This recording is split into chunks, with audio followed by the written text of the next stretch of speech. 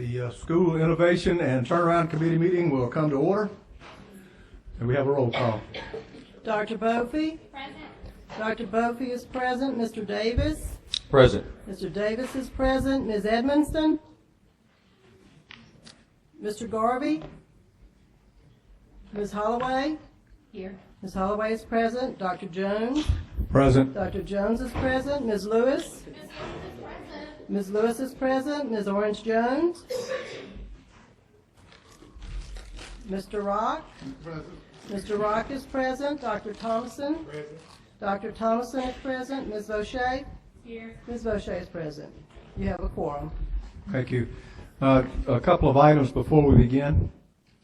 I was asked again during the break to make sure that all the folks pull the microphones close to your mouth when you speak, and that also to the people at the table out there. And I would also like to note for the record that our chairs up here have a bad hydraulic system on them, and they slowly leak down. So if Miss Lewis disappears, she is present.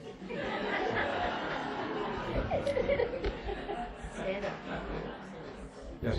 And if you wish to speak on any of the items on the agenda, you will need to turn in a card, please. All right, let's begin with the first item. We do not have a consent agenda today because we have a request to speak on the on item 2.1. So we'll start with item 2.1, consideration of the Louisiana non-public school choice 2015 annual report. Yeah, I'm doing her job too. Your first item is on page 1, item 2.1, consideration of the Louisiana Non-Public School Choice 2015 Annual Report. The department recommendation is to receive. Now I get a motion to receive. So moved. Ms. Second. Holloway, and a second. Mr. Davis. Any board members have any discussion they'd like on it? Okay. I just, as I briefly went through the report, I just feel it's incumbent on me to note on page 7 of the report, and they're talking about savings to the state for the Louisiana Scholarship Program, the vouchers and such. I would just like to comment that the students receiving the vouchers primarily are average students. They are not the most expensive students to educate because, as we well know, most of them are not receiving special education services or such, are the more costly things. And I just feel an incumbent to note when we say it's an average savings, as more of the typical average student leaves the public school system going into a private setting that does not provide those services because those students either aren't in need of them or are not being provided, that innately raises the cost per student of those remaining students in your public schools, whether they be traditional, charter, or whatever. So I would just like people to realize that I do not truly believe that the average savings per student is as easy or simple to determine as has been done in this report, simply because the more costly students remain in some type of public school system, and it raises then the cost per student. As we well know, some special needs students, we may spend $50,000 or $100,000, which seriously then inflates just a financial indicator on average cost. So I just felt I had to say that. Thank you, Ms. Fauché. Anyone else out on the board like to speak on this? Seeing none, we have 3 cards that wish to speak. Did you want to present anything on this? No. All right, we have three speakers. Would Mr. Scott Richard, Ms. Lee Barrios, and Mr. Sean Fleming please come to the table?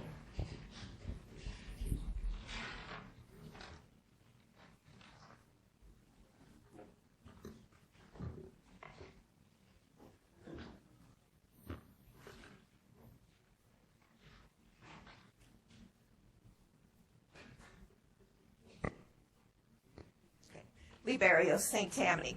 I haven't had an opportunity since it was published to read in detail the report either, but I am expecting that it's a glowing report, particularly on the part of vouchers, and so I wanted to make sure that the public, I know the press is because they published it recently, I wanted to make sure the public was aware of exactly what the situation has been found to be through research. Voucher recipients suffer more academically in their new schools than if they had remained in their troubled public schools, according to a review done by the National Bureau of Economic Research in Cambridge, Massachusetts. Add to that a joint study by professors at Duke University, Berkeley, and MIT, all of which point to the lagging accomplishments of Louisiana's voucher schools. Louisiana's private school voucher program was billed as an exit hatch for students from bad public schools, and this was published in the Times-Picayune, Danielle. But it was more like a trap door, according to a study released Monday, February 22nd, by the University of Arkansas and Education Research Alliance for New Orleans at Tulane, and that was headed up by Dr. Doug Harris, who has been called upon and paid to advise this board in the past. The initial results were devastating. Already behind academically, the students did even worse after 1 year at their new schools. Their state math test scores fell 24 percentile points below those of their peers who were not awarded a voucher. Their English scores fell 8 percentile points below. After the second year, the scholarship students hadn't recovered even to where they began in math. The researchers can't rule out the possibility that they return to baseline in English, but they think those scores remain lower as well. And always keeping in mind, of course, the ever-changing cut scores, scale scores, and tests upon which these scores are based.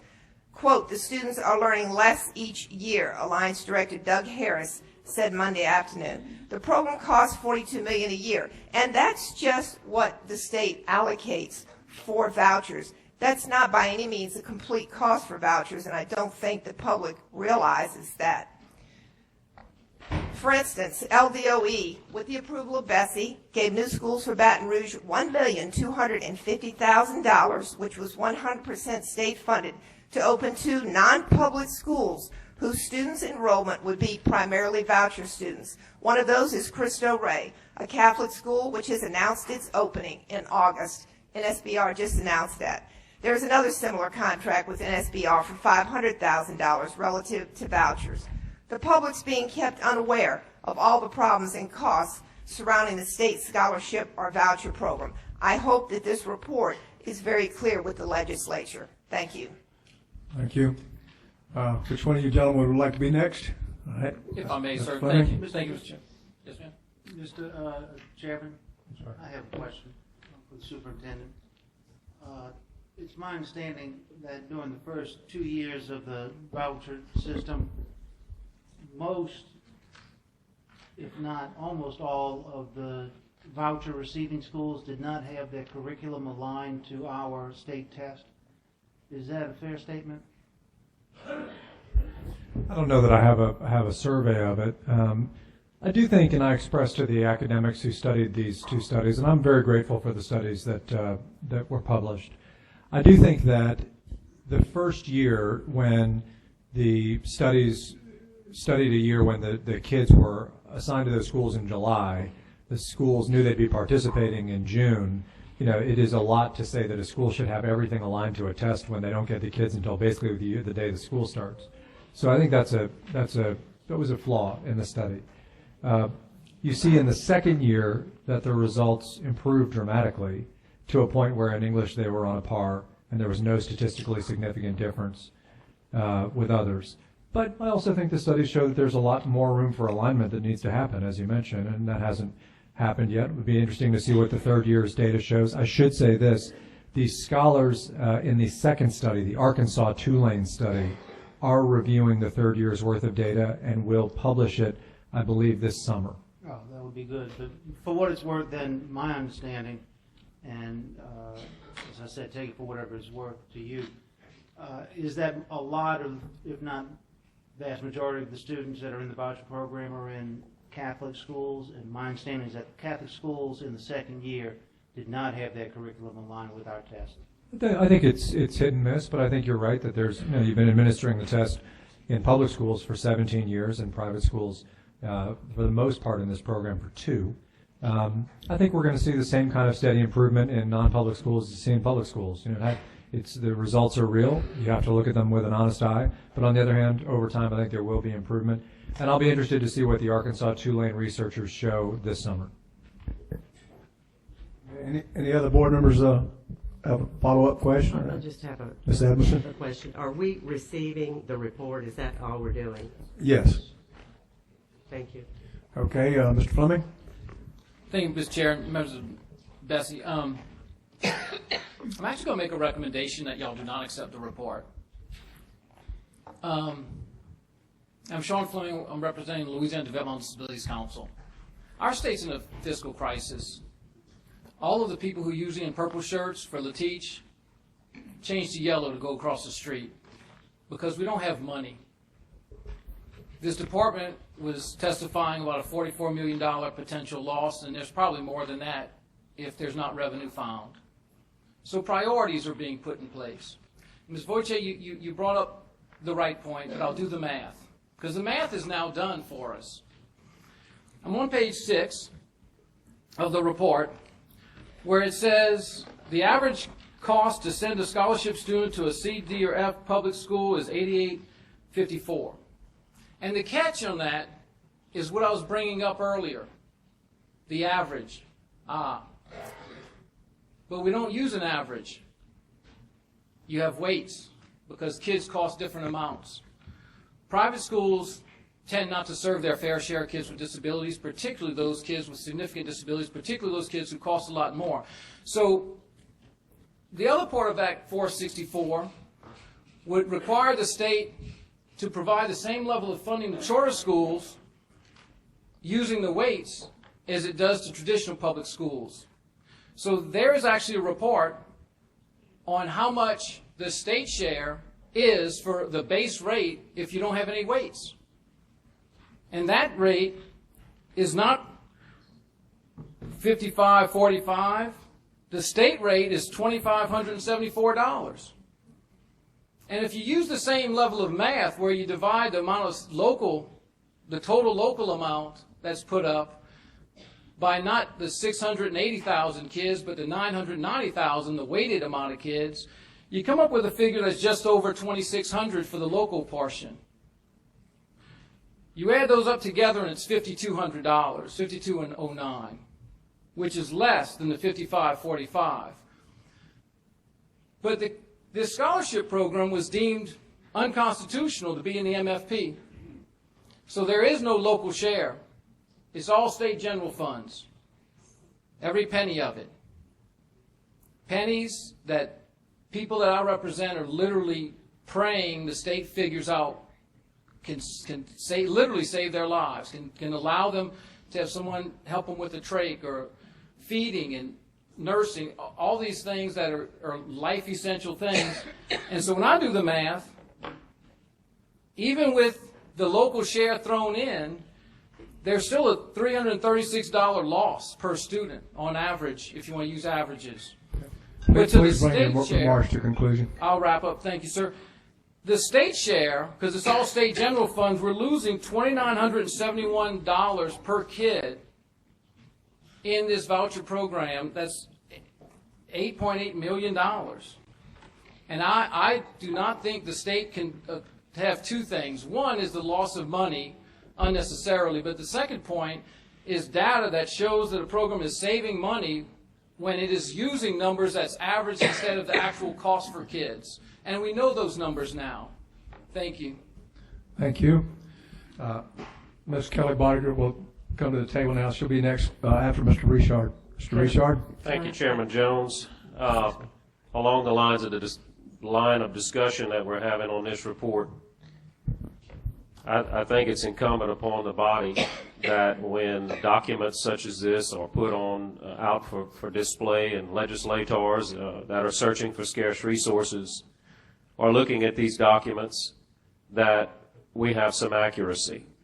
I think it should be clarified in this report that the dollar amount that's cited, the $88.54 for the average cost, is a combination of the state MFP and local contribution based on the 14-15 MFP. We know from the LDOE tables, MFP tables that are on the website, that figure is 88, 82 for this year. So the point I'm trying to make is the only potential savings to the state general fund when a student attends a voucher school, as opposed to being enrolled in their local public school, is the state portion of that figure. For this year, the average state portion of the MFP is only $51.95, according to Table 3 of the current MFP tables.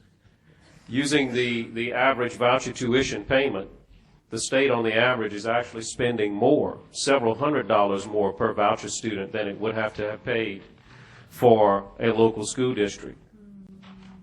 If you look at this report in depth, a large percentage of the voucher students in Louisiana from East Baton Rouge or Orleans Parish.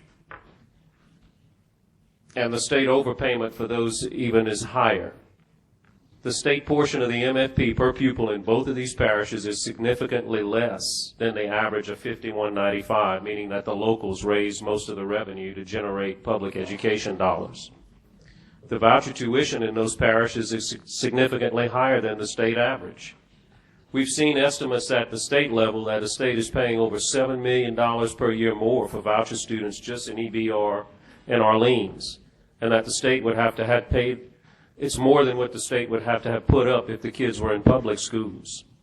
All of these figures that I've cited for you are available on the MFP tables on the LDOE website, and I've verified many of these numbers with the Legislative Fiscal Office down the street. To assert that the state general fund saves money because of the voucher program is simply inaccurate, despite the representations to the contrary. Further, these facts that are misrepresented likely create an inequity in our state in regards as to how we fund public education in general. I have the documentation for each and every figure that I've cited, and I'd be glad to sit down with each of you individually or collectively to go over these tables. And I'd just like to get it on the record today that the misnomer or inaccuracy in this report that conveys that vouchers are saving money for the state are cleverly misrepresented in this report. Can you point to Thank the you. line you're talking about? Which line, Superintendent? The line that says that it saves the state general fund money? Just for the purpose of protocol, Chairman Jones, if we're going to get into a back and forth dialogue, or you want to do that? Or Well, I don't necessarily want to get into it, but I would like for you to clarify. I assume that you were talking about page 7 of the report. Page 6 in the report, financial accountability. Louisiana Scholarship Program in light blue. Average cost to send a scholarship student to a CD or F public school, $88.54. Right. I guess I just don't see anything about the state general saving the state general fund money.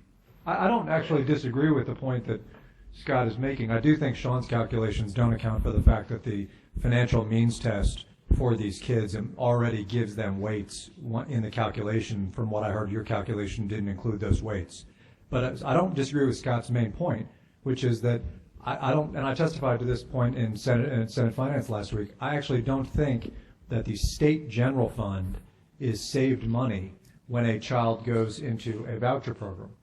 Now, this table says there is a savings to taxpayers because taxpayers pay both state and local taxes. Now, you could say that one way or the other, that you disagree with the calculations and such, but this does not assert that there's a savings to the state general fund. It says there's a savings to the taxpayer because ostensibly there are local taxes being raised that are not then being expended on that child. But the local districts don't collect taxes on a per pupil basis. They collect taxes to fund public education. Exactly my in point. general. Thus, because they don't collect on a per pupil basis, they're not having to spend it on a pupil that decides not to attend their school, but they still would collect it. I think you'll see some documents across the street coming out fairly soon in regards to this matter, that there is no savings to the state fisc, and that it's actually costing the state more to fund the voucher program than it would if the students would be in a public school. Okay, Yes. I think we've clarified the I guess issue. the reason I wanted to clarify it is that it came after, and Scott didn't make this recommendation, but it came after a suggestion that you reject the report.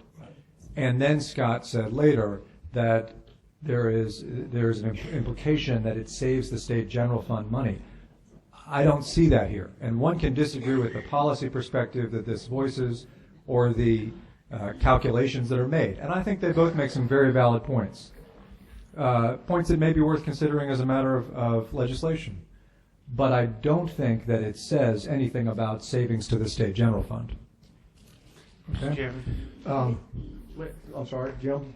I'd like to add to the discussion just a little bit and point out that I believe, and I know I in particular, see myself as having been elected by the taxpayers of the state, not as being elected by the state general fund.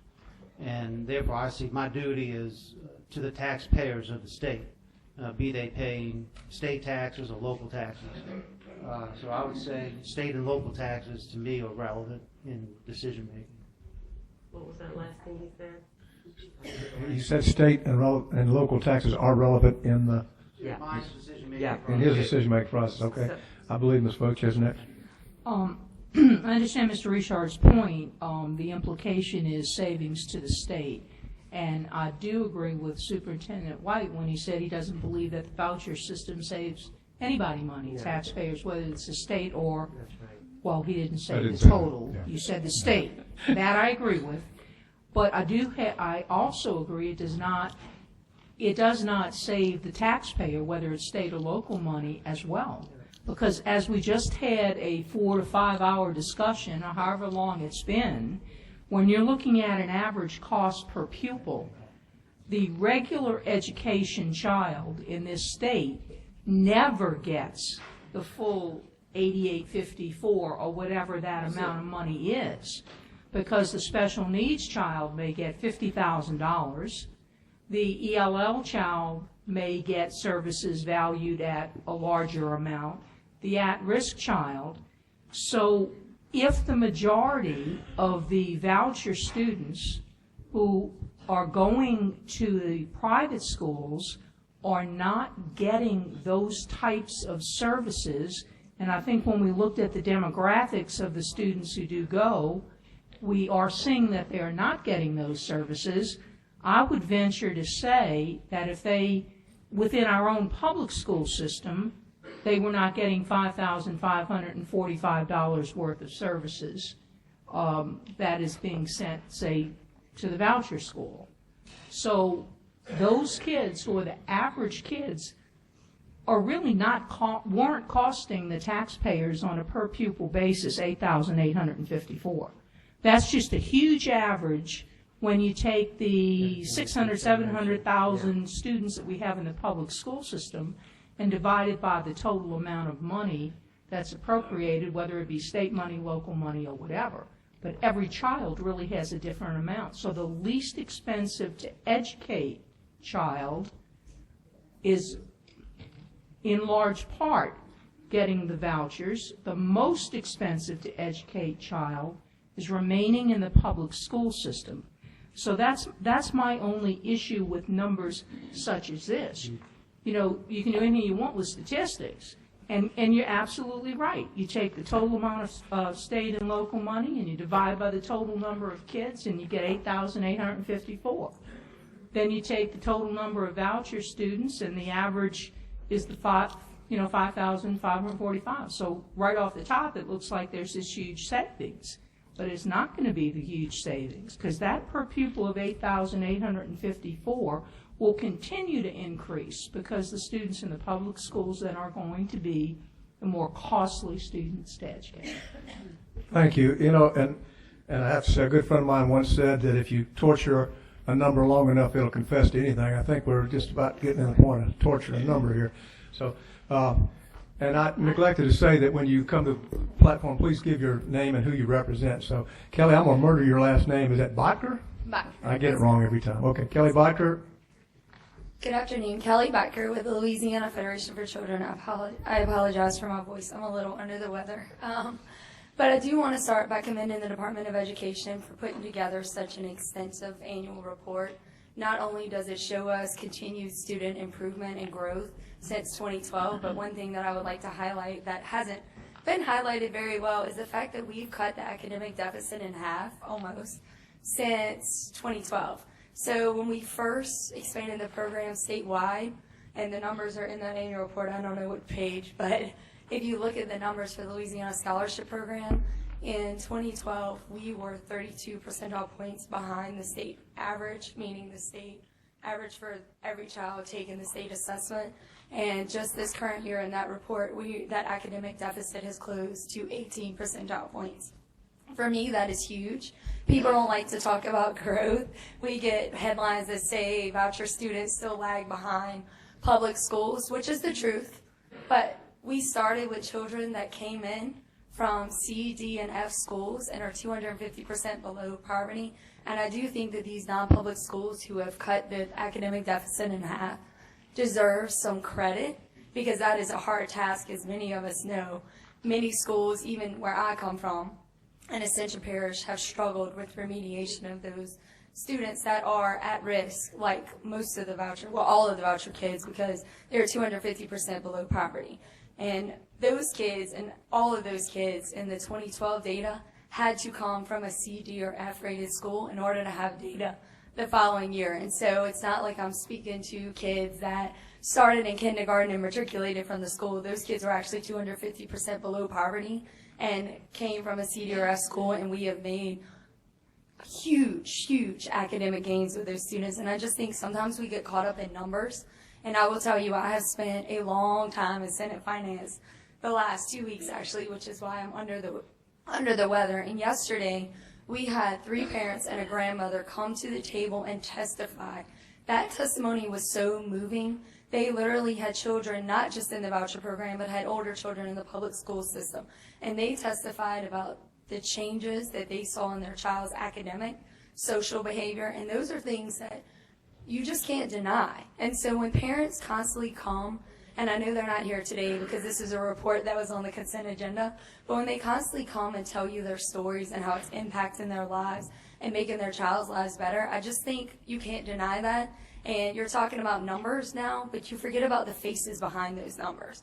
There are children that you're actually talking about making academic gains. So I just thought it was important to point that out, because sometimes we forget to talk about the gains we made. Thank you.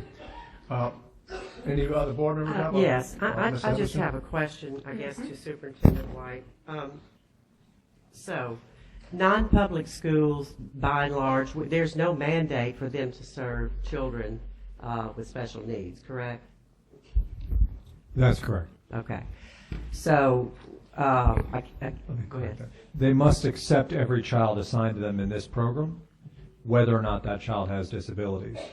They also receive extra funds if they designate themselves as a school that has a specialty in serving students with disabilities. But by and large, most of them don't serve kids with disabilities. All of them accept every child that's assigned to the school.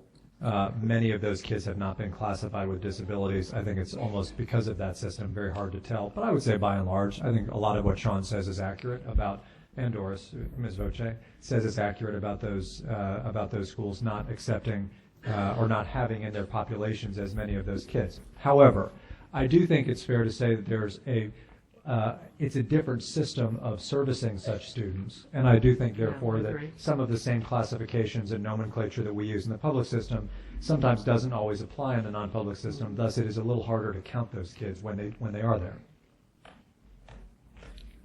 Well, whether this is relevant or not to what we're saying, it's just really hard, though, for most of those, the ones that I'm familiar with, to be able to have what they need to help the children, whether they're identified or not. You know, there are a lot of kids with special needs that are not identified. And so I guess I'm just making that point so that we know that when we're thinking in terms of the budget and money and that kind of thing, I mean, it just makes me crazy, because I just have questions. I just have questions about this. So thank you for clarifying that for me. And just to comment, as Superintendent White said, they have to take every child assigned, whether they have special needs or not. However, it is made clear to the parent that no services will be provided, no special education services provided, and the parent has to agree to send the child to the school without any of those services that the school does not provide. I do think it's worth saying, and I know I need to stop probably commenting on this side. Louisiana is uncommon for how in its private school choice system these school systems must have open admissions programs, and there must be an accountability system that is akin to the public school accountability system. There are not other states in that position. And to be frank, when studies show that the results, to Mr. Garvey's point, struggle in the first year, the battle you fight tends to be less on the side of civil rights advocates and more on the side of libertarians who are yelling at you for over-regulating the program. I mean, that's really where the fight is. So for whatever it's worth, this program has tried to strike that balance, and we can always look at things. For example, it is BESE policy that establishes a 5% cap on tuition increase. That's not state law. Largely, you could argue it should be 1%, 0%, 5%, pegged to the MFP. Who knows? We can look at all these issues as time goes on, but I do think generally this program, among national private school choice programs, tries to strike that balance. Okay, are there any other board members with a question or comment? Okay, I'd like to point out that this is a motion to receive the report. In my opinion, receiving the report does not mean that we endorse everything that's in there. It is just becomes a matter of document that is a public record for us. So we have a motion to receive. Do we have any objection? Gary, excuse me. You say in your opinion, but is that true? If we accept the report, that we're saying we accept it and we do or do not agree with it? I mean, here's the situation. This is not a report that has ever been brought to this board before. It was requested by the board that it be brought. But this board is not charged with issuing this report. The department is charged with issuing this report. That's not the typical scenario. So actually, the board doesn't even need to sign off on this report. We did that as a matter of protocol and courtesy. I think in terms of the definition of report, yeah, we're just receiving. I would tend to agree. Yeah. It's not an endorsement. Right. That's what my point. We're just receiving the report. We're not doing anything with it necessarily. And you are not authoring the report either. Yeah. Okay. Having said that, do we have any objection to the motion? Hearing none, the motion carries. Next item, please. Your next item is on page 17, item 3.1, consideration of a report on types 2, 4, and 5 charter contracts and requests for amendments. The department recommendation is to approve. Need a motion to approve, please. Ms. Kira Orange-Jones makes the motion to approve. Do we have a second? And Ms. Holloway makes the second. Members, this is a Type 5 charter school in East Baton Rouge Parish. It has been approved by the board as a K-8 school. However, the schedule of which, as the school grows, it has a schedule of grade levels. That schedule has started in the earliest grades and in the latest grades. They have asked us to amend it because they have, for example, siblings of kids in 8th grade who are coming saying, hey, we want to enroll in 5th grade. You're going to have a 5th grade anyways under what BESE has authorized. Can you just do it this year rather than waiting 2 years? So what we are proposing is to allow them to add a 5th grade that they would already have under the kindergarten through 8 structure of the school. We're just allowing it a year early. Well, is it add a grade a year?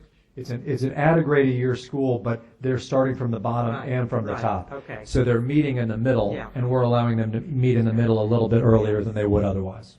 Okay. Any other board members have a comment or question on this item? We have 2 cards with Mr. Frank Buckley, apparently representing himself, and Roberta McCormick, representing community. Would you please come to the table?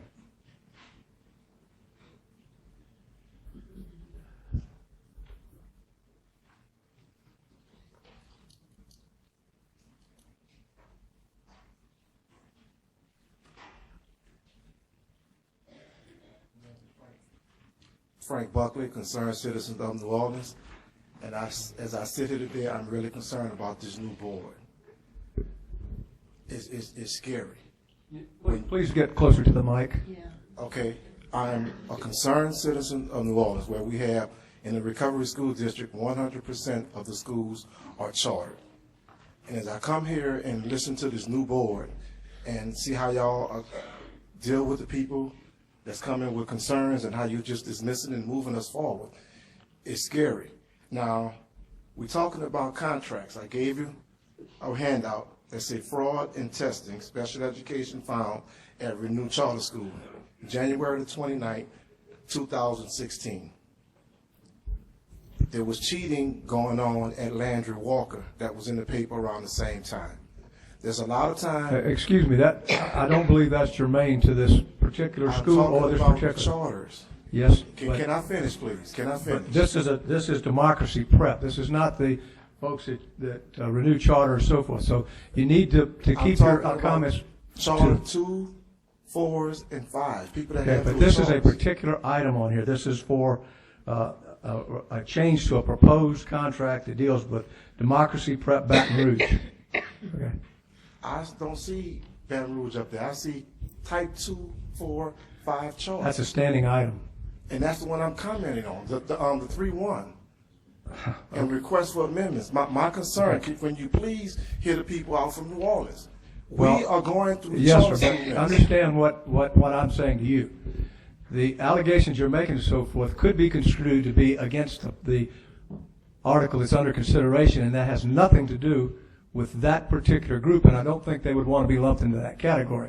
So I'll allow you to go ahead and finish your Okay. 2.5 minutes. So I thought I had 5 because I was with a group.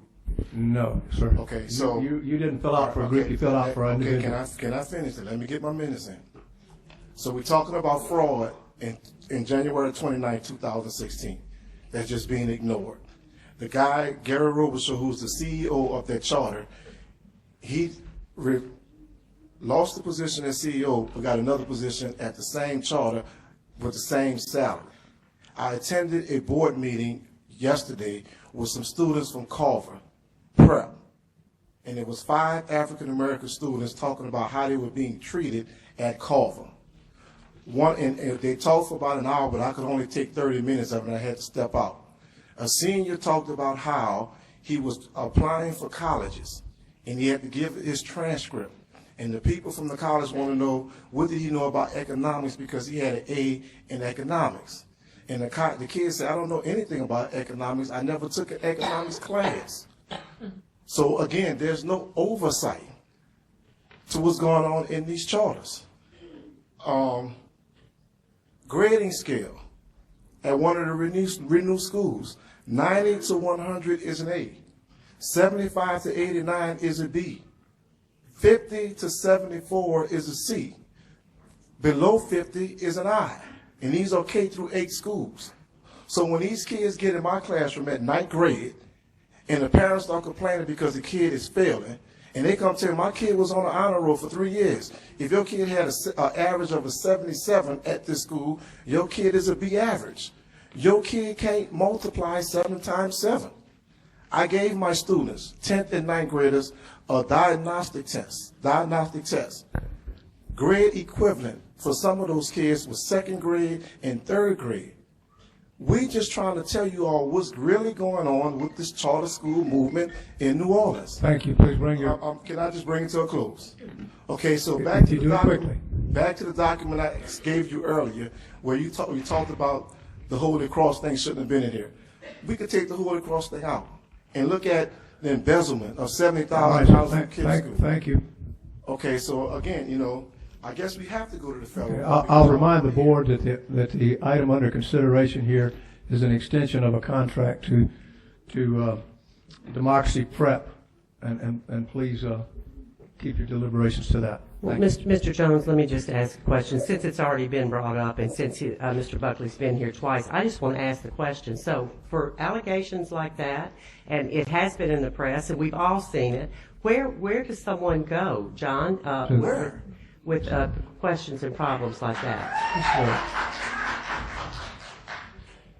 These are not allegations. I'm not saying you're Yeah, saying it. but you know This what I is an mean. investigation conducted by my office. Okay. So that's the first thing. The reason you're seeing this is that the overseers of this case, the oversight agency, took action, and that was the same at the Landry Walker incident. Both have been referred to law enforcement Okay. at the federal and That's the what I state wanted to level know. for further investigation. So the U.S. Department of Education and the State Inspector General have both cases, as both may be dealing in inappropriate use of state and Correct. federal funds. Actually, I think that for the many years that Mr. Buckley has stepped aside from his work at Lake Area High School in New Orleans to come up here to voice his opinions, and I respect that. The truth of it is that every one of these instances is one in which the appropriate investigative agency found the issue. And That's no different in a traditional school system from a charter school system. It's the what I job wanted to of the school system to identify these issues, and if there's a potential violation of a law, to refer them, and that's why it's in the newspaper.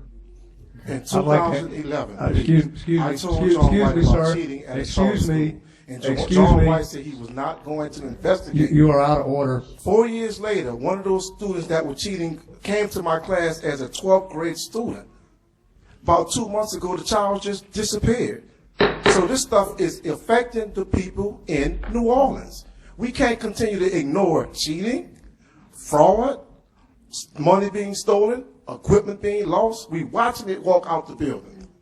All right, Ms. And, y'all, Anderson. and you don't have anything The answer to say to your about it. question I got is, the answer. any board member can put an item on the agenda. There's a process for that. So if there's something that a board member feels sufficiently about, there's a process and you can put it on. And that's what I would recommend. That's a little different than what Mr. White says. Well, I But wanted an answer to the question because it had been brought out, and we have a lot of public here, and we know that we are, one of our goals is to be accountable and transparent.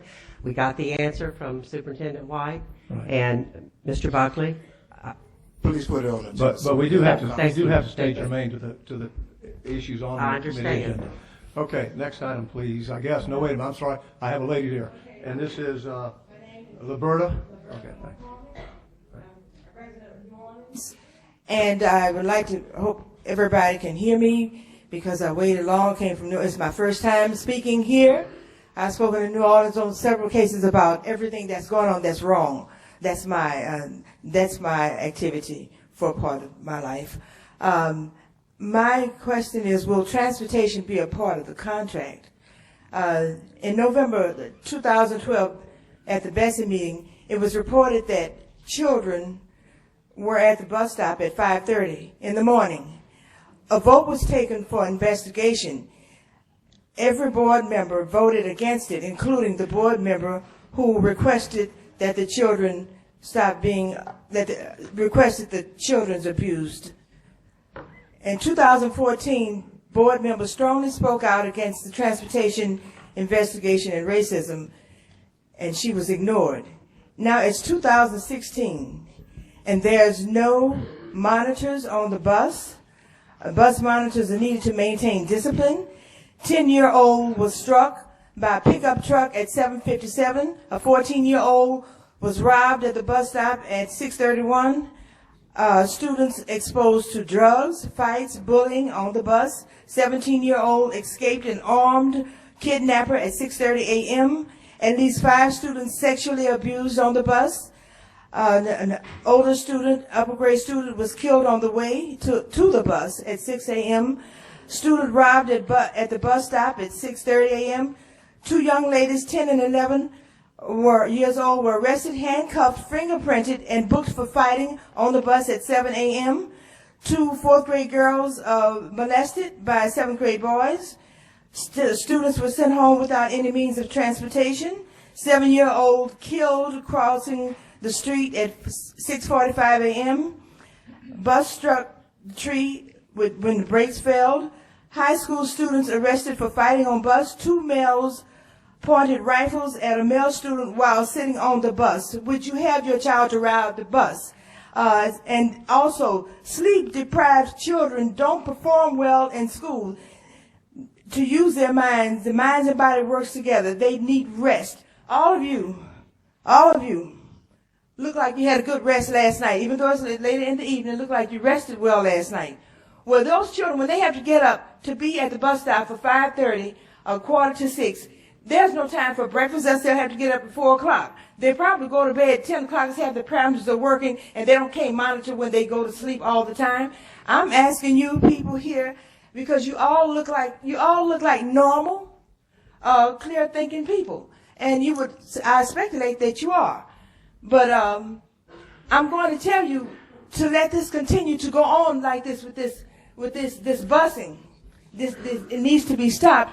Means that you don't really look stupid, but you're doing a stupendous act. And let me tell you, there's such a sin as omission. That's when you don't do what you're supposed to do. And I am telling you, if you are loving and caring for these children, you wouldn't have any of your children. None of your children are subject to this. If you love and you care children for all of these children, you would not you would do something and do something soon. Thank Because, I don't never come up here. I don't know when I'll come again. I'm almost finished, and I'm very polite, and my ex-profession is comedian. I'm not trying to be funny. I'm just trying to keep it normal. But there's such a thing as stupidity, and for this to continue, now calling you stupid, it's just an act of stupendous act. Webster got some more words to describe what y'all are doing.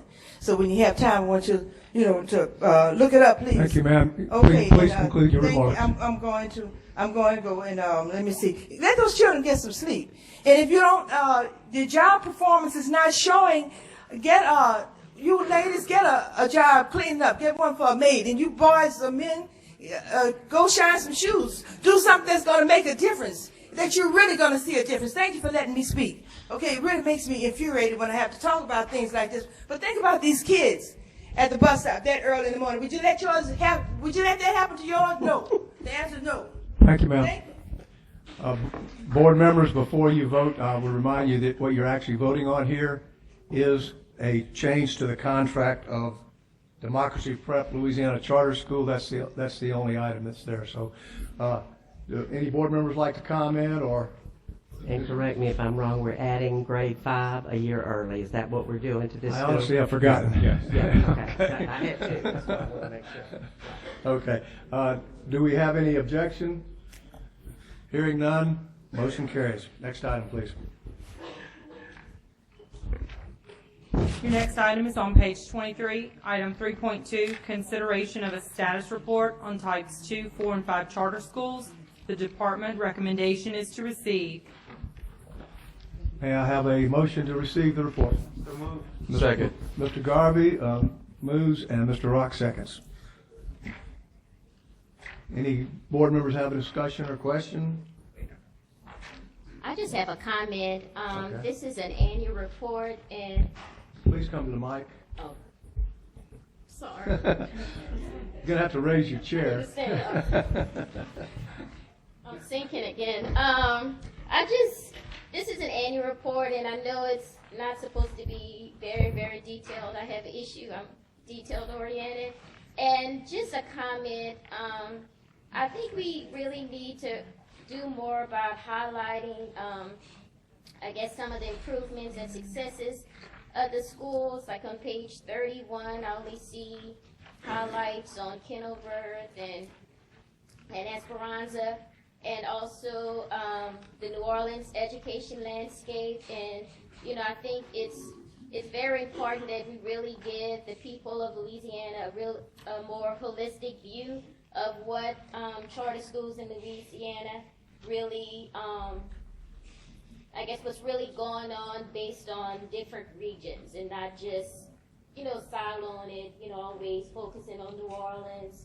I really think, there's an annual report. We really need to report on all the different regions: Shreveport, Avals, Lafayette, Baton Rouge. I really think we really need to just give a, more comprehensive update on what that looks in each of those areas and some of the challenge, and really talk about some of the challenges and opportunities going forward in subsequent reports.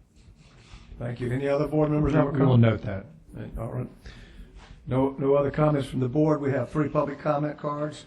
Would Elizabeth Jeffers, Caroline Romer, and Janice Stevenson please come to the table?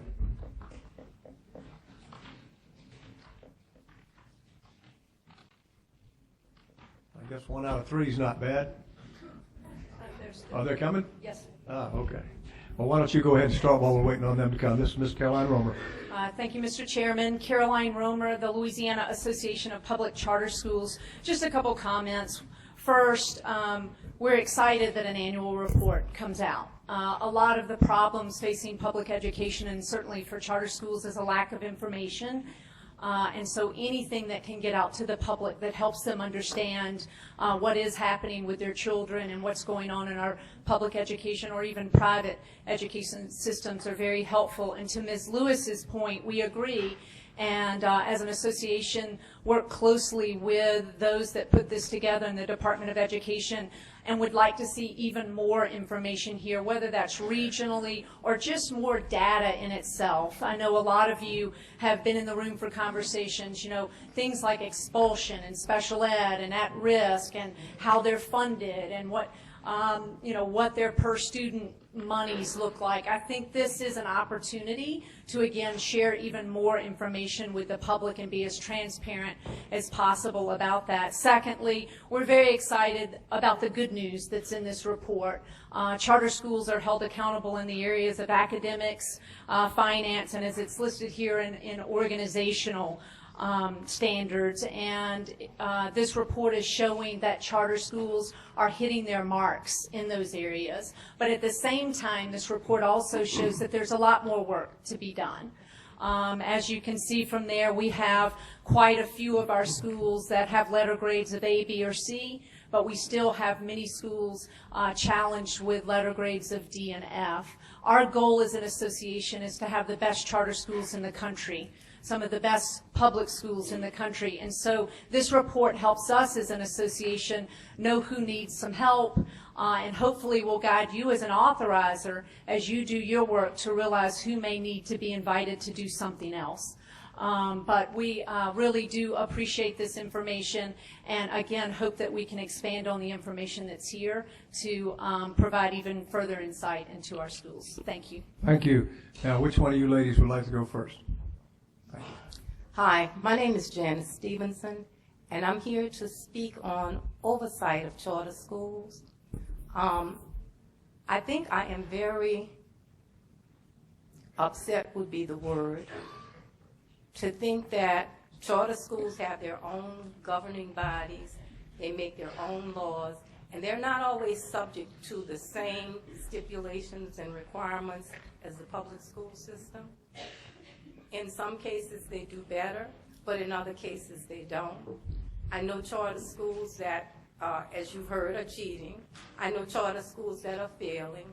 I know students who have tried to get into certain schools who cannot get into the schools, and they say, oh, we have a one-app system, but certain schools are not in the one-app system, and certain people place applications for their students to go to school, and they're not placed in the school of their choice. So choice is a joke.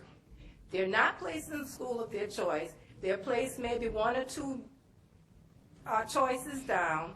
If they get that, they're placed into failing schools, which parents don't want their children in failing schools. And I think that oversight needs to happen. Children in Orleans Parish are getting the low end of the stick. Children who know somebody, whose parents are professionals, who have connections with somebody, get into the better schools. Children who are just the average Joe Blow on the block have trouble getting into good schools. They get into failing schools, and it's not fair. You talk about money, you talk about oversight, all of these other things you speak of, but children in Orleans Parish and other parishes are getting short-sighted because we're allowing them in failing schools, and nobody's saying anything, and no one's doing anything, and the parents are thinking, oh, it's a good school, and they're failing. You are creating a society of students who will not be able to function or hold a job. There's that pipeline to prison that's there. Because if they're failing in school, eventually they're going to pull out of school, and where will they end up? I ask you to please consider finding some way, and I don't care how you do it, but I ask you to please consider a way to end failing schools, because the state took over these schools to help them. They didn't do a good job because they're not doing a good job, and our students are still losing out. Thank you. Thank you for your comments, ma'am. Yes, ma'am. Good afternoon. My name is Elizabeth Jeffers, citizen of New Orleans. I'm specifically concerned with what's going on with Renew Schools, which I handed out in the last meeting, a report to you. which I really would like those of you to look at those emails in the appendix, the one I gave you earlier. Read those emails very carefully, because as an educator that I am, and just for my respectability, just I wouldn't want the things that are going on in these schools to be happening on my watch. And I understand that there are people on this board that are good-meaning people, and y'all are new, and I just don't want, these things to be happening on your watch if you do have ethics. Like, for example, let's talk about Renew Alternative High School. And I looked at the December 1st BESE board recommendation for this same committee. It was the Charter Extension Recommendation Report for Renew Accelerated High School. The school had a school performance score of 18.9 out of 150, and an ACT average, which I didn't even know that it could go this low, a 7.2. And it was renewed for 3 years. And so other concerns, in the booklet up front, it says that the Louisiana Department of Education on this agenda item has increased renewal standards. And increased renewal standards if Renew was renewed for 3 years with a 7.2 ACT score. Also, like I said, refer to the LDE released report on Renew, January 29, 2016. For example, in there's an email that says, on February 4, 2015, to make sure we are getting accurate results, because they wanted to match their funding needs, and they're using special education, the numbers of special education students so that they'll have the accurate amount of funding for the staff that they had. To make sure we are getting accurate results, do not allow any accommodations when administering the test. If STAR results indicate adequate growth, the student will not qualify for services as he is responding to the interventions. As an educator, if the child is supposed to receive their accommodations at every single point in your classroom, and then later there's an email that says, we will get the data somehow, some way. I just don't understand. There was an article that came out in the Lens that said that the CEO, Gary Robichaud, was fully aware of this stuff. And the title of that article was, Please conclude your remarks. Renew CEO encouraged retesting of students so the network could get grant. And that came out June 19th on 2015. Gary Robichaud still has a job at Renew where he's making over $100,000. I don't understand. This needs to go to the Inspector General. Yes, ma'am. It's going to have to go federal. Conclude your remarks. Yeah. Just as good-meaning people, y'all need to really investigate. I know you were in New Orleans last week and you toured some of the schools, so I really ask you to go on your own and request additional tours so that you can make sure this is not happening on your watch. Please end your comments. And there's another, Carver High School broke special education law by suspending student for nearly 5 weeks. That was dismissed, and I gave you the documents from the Louisiana Department of Education to show you that that was cleared, even though they suspended a special needs child for 5 weeks. Name and title for her. Name and title. Her name is. Okay. Could you tell us? Do you represent someone? Or are you a teacher? Can you just tell me that? We have your name. I just wanted to. Yes. Hi. I taught in New Orleans schools for 10 years. Okay. I'm currently a graduate student and I have several master's degrees in education. Okay. Thank you. Okay, once again, I'll allow you to get a little feel there. The motion before the board is actually to receive the report. And could I think I already have the motion in a second. Is there any objection to receiving the report? Hearing none, the motion is approved. Next item, please.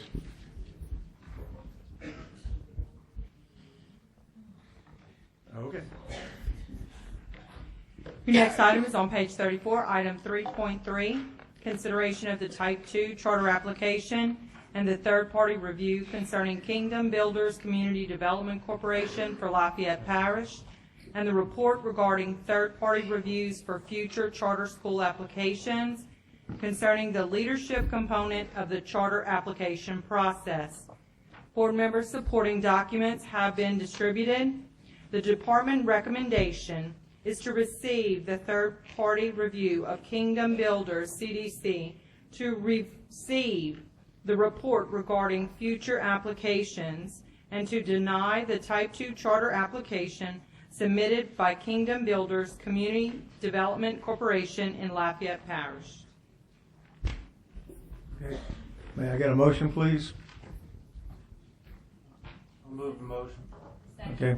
We have a motion by Mr. Garvey, second by Ms. Holloway, and I will, I'm sorry?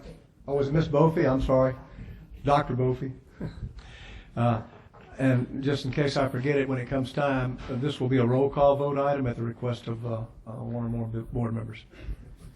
All right, Mr. White. Thank you, Dr. Jones. I will just make a comment regarding where we are in this process and how we got here. You also have a memorandum from me that outlines our conclusions regarding this process. This is a charter application that has come to the department or come to the board multiple years. This year we felt very positively about the application, having worked with the applicant on the application in great detail.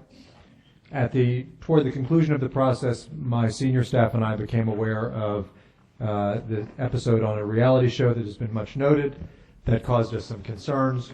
We looked into the case further and began to understand that there was at least some issues that needed to be explored more. The board deferred on the decision. We brought it for another decision last meeting. The board deferred on the decision again, and here we are. But the board deferred on the decision last time to commission an external review of the professional practices of the proposed school leader. That proposed review was conducted by an independent reviewer. I think that the findings were mixed. It was certainly not conclusive as to anything positive or anything negative regarding the school leader. It was not conclusive, in my opinion, one way or the other. You can, of course, arrive at your own judgments about that. As I've said to you in my memorandum, my reflection is that there are two changes that we need to make to strengthen our process that has led us to this point. I think that the applicant and the school community generally is owed a better outcome than this process has led to. Namely, that the due diligence process on background checks should happen earlier. It should be incorporated into the process and should be surfaced earlier. And secondly, that our orientation toward coaching applicants to develop strong applications needs to be tempered with an instinct toward surfacing any potential issue that, especially those regarding employment history and other things, early in the process. I'll tell you finally that I do not know the applicant or the board in any personal or professional sense well. However, we have made a very, very strong effort to bring to you applicants that are community-based, in particular those that are led by people of color. 6 of the 7 that you've approved this year have met both of those descriptions. And in this case, I think that we felt very, very good about the application for that reason and others, and arrived at conclusions late that don't allow any definitive judgment one way or the other about the leader, but I believe should give us at least pause. When you license a charter school and put it on a contract, you're licensing a multi-million-dollar organization that serves hundreds and hundreds of families and children over ostensibly decades. And I believe we need to err on the side of abundant caution. We have not strengthened our process in a way that flagged this in an appropriate way. I take responsibility for that. And at the same time, I don't believe that that should abdicate for us the responsibility or obscure the responsibility for calling into question something that I believe are at least potential legitimate issues. Therefore, you have our recommendation, which is to deny and to change our process in ways that I have detailed in the memorandum. And I thank you, Mr. Chairman, for the time to speak. Any board member like to speak before we receive the public input? Okay. Okay. Some of you have indicated answer, and that's certainly fine. Let me give you the ground rules before you come up today. You have a maximum of 5 minutes to speak. If you gave a card to speak, you cannot yield it to someone else. Once they've had their 5 minutes, they can leave. The individual speakers can speak for, I believe we've been doing 3 today, for 3. But no, once a person has had 5 minutes, they cannot come back to the table. I'm talking about the one that's speaking for a group, let's put it that way. Once you've had 5 minutes at the table, you cannot come back to the table unless a board member requests that you come back for clarification, follow-up questions. So let me begin here. Deborah Moe, representing the LAE, does not wish to speak, but she does support the recommendation. We'd like that read into the record. Okay, I'm going to call the first 3, and this is the first one is Alicia Clarkston, and you will have a full 5 minutes, Ms. Clarkston. Second one is Arnold, is that Eunice? Francis? Arnold Francis? Is that right? And the third one is Dr. Eric Jones. Okay. Was that Ms. Arnold? You gave your time to her? Or you did? I'm sorry. Okay. And so you have 5 minutes total. Okay. How many have I brought up so far? Just 2. Dr. Eric Jones, is he? He had to leave. He's not here? Okay. And then Felton J. Kolar. If you would come to the table too, please. All right, Ms. Clarkston, please begin. My name is Alicia Clarkson, and I'm the proposed school leader for Kingdom Collegiate Academy of Excellence. Looking at the report that was submitted to the BESE board, I would like to start off by saying that in the recommendation rationale that was submitted by Superintendent White, it doesn't accurately summarize the third-party conclusion, which I feel is misleading to the board. When we talk about this process, we're here because we have went over in numerous meetings talking about transparency and making sure that this is an equitable process. Transcendent Legal, who was assigned to conduct this evaluation, in our preliminary conversation indicated that they had absolutely no prior experience utilizing these standards to evaluate a leader. And so when I actually, when you look at the report that was submitted to you in regards to their evaluation of me, the BESE board recommended that this evaluation of me was completed based on national standards, in which it was. However, right in the beginning, it also talked about it was based upon some the concerns raised by the Department of Education, in which that's in itself kind of contradicts the purpose of it. They were already given some alternative information of what the department concerns were and not basing it just solely upon the rubric. In the conclusion portion that was submitted to you, they specifically stated that out of the 6 professional norms that they addressed it, and I'm going to take a minute to kind of go through the ones that they said I did not meet, without question, the only deficiencies that were there to those norms, in which they said it was partially met, was only due to participation in the Super Nanny show. Looking at the evaluation that was submitted to you from the Department of Ed, one of their concerns was about my previous employment, and they're noted on page 9, an administrative judge stated that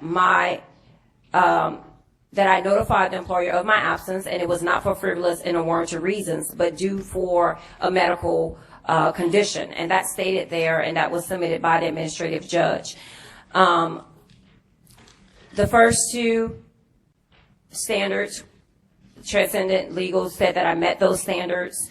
When it comes to the third standard, which is on page 12, they stated that though there was a vast majority of my professional references and previous employers noted that I met this standard, the only reason they say that I partially or did not meet the standard was based on their opinion of that the television show plays the children involved at this, did not place the children involved at the center of education.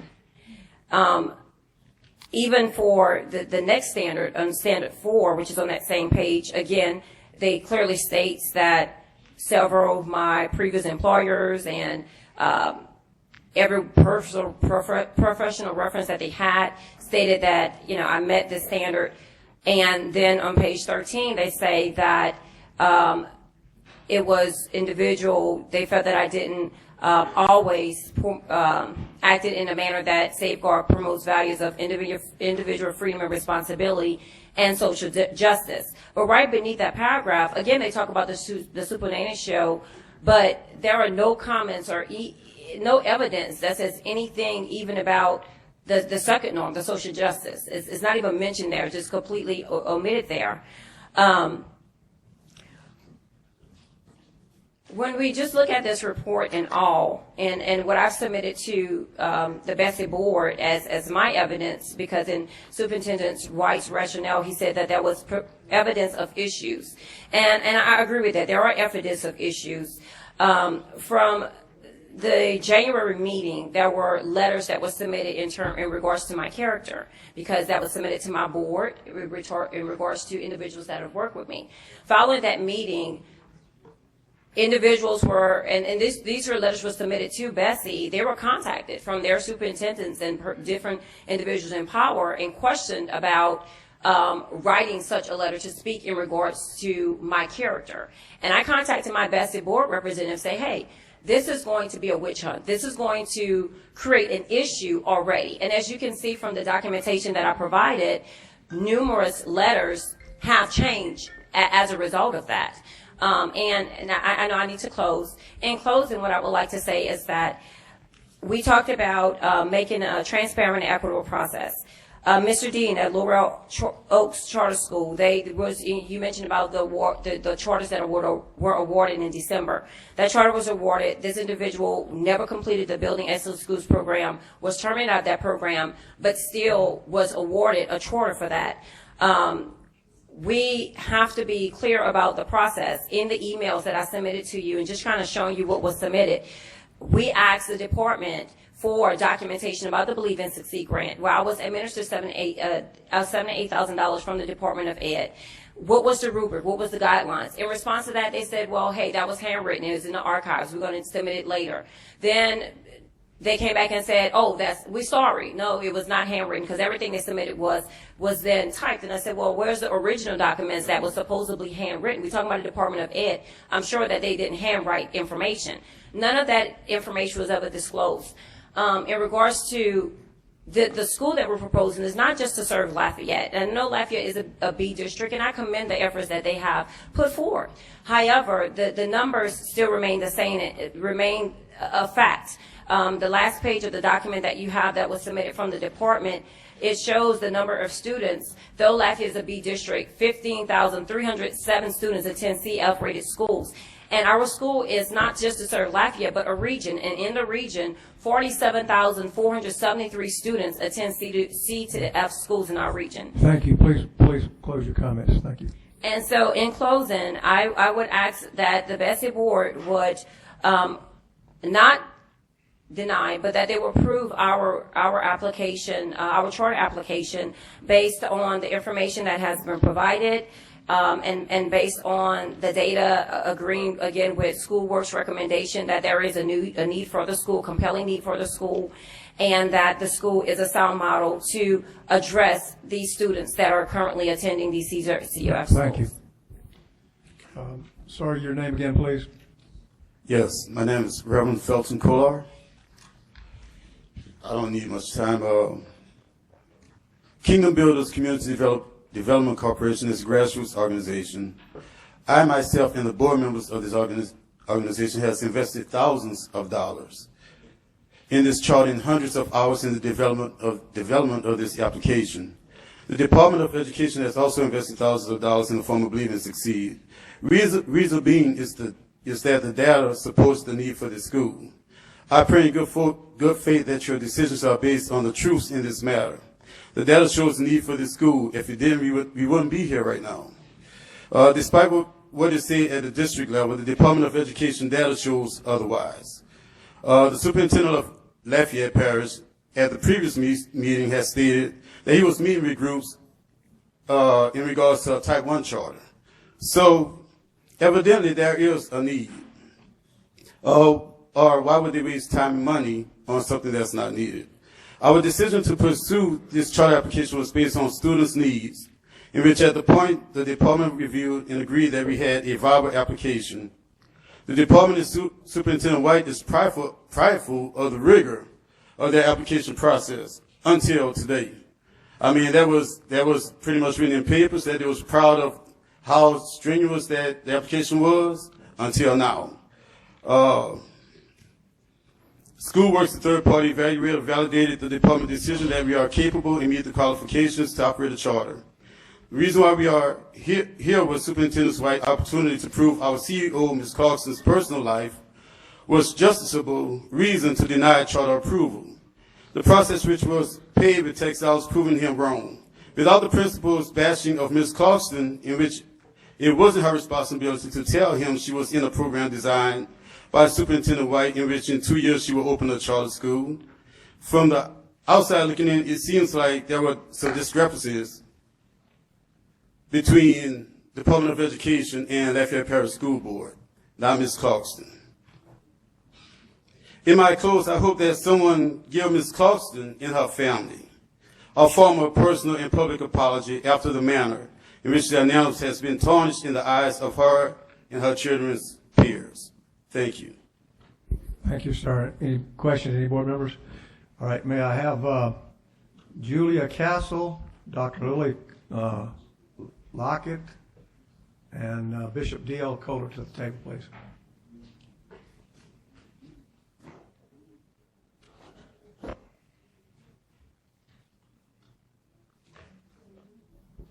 Yeah, I'm sorry? No, she had more than 5 minutes. She had 6 minutes or so. Yes. You can give a little bit more time to him. He could take another couple of minutes if you want to yield to him. Okay.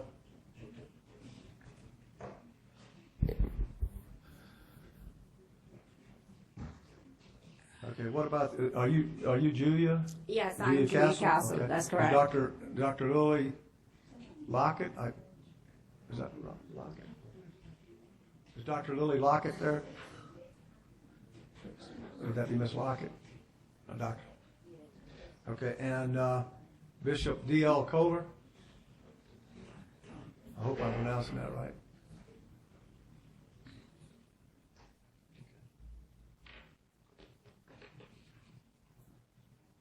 And you will each have 3 minutes, please.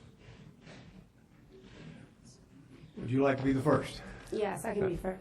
Okay, thank you. Please say your name for the record. My name is Julia Castle. I'm a concerned parent as well as an associate of Alicia Clarkston. I've had the opportunity to work with Alicia Clarkston for several years. Through that process, I've seen the hard work that she's been doing trying to pull this charter school together to serve disadvantaged youth as well as individuals within the community to provide an opportunity for them to learn. There is an issue here with, as everyone knows, there's a lot of seeding of schools that are not providing children with the sufficient education that they need.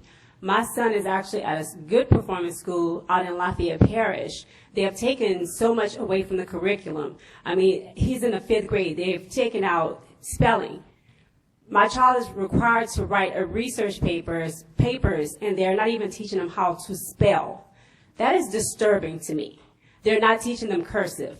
So there is room for better improvement. Now, however, we're here today, and I'm here in support of the charter school that Alicia Clarkson has been trying to come forth with, because she offers a lot of things to kids that don't have the opportunity to attend college. And for those that want to go into the to various industries. And so therefore I am supporting her. But I just think that at this point, we need to stop letting John White play politics, because that's basically what it is. Before she even went through all this with the Super Nanny show, her intentions were to show other people that there was opportunities out there to be a full parent and to also be able to attend college and do well in the community. She's invested in countless hours of her time. Her family they've sacrificed a lot. And to be going through what they're going through is just ridiculous. I mean, I'm just appalled at the things that have been said here. I'm just really troubled by, the extent that John White has went through to contact, and from my understanding, if you write a letter of recommendation, and when I say politics, for these people to come back and withdraw, all of a sudden, that shows a lot. It speaks volumes. So I'm just asking y'all to review your packets that you have. These letter of recommendations were written prior to a lot of this nonsense that have come out. And for these people to have all of a sudden remove their letter of support, that brings into question a lot. Thank you. Thank you. Yes, ma'am. Your name, please. My name is Dr. Lily A. Lockett. I've been teaching for 38 years. I'm now a retired teacher, work for the police department right now the last 3 years. And I've been knowing Alicia a long time. And Alicia is flying all over the U.S. trying to find ways in which to help children to get this school off the ground.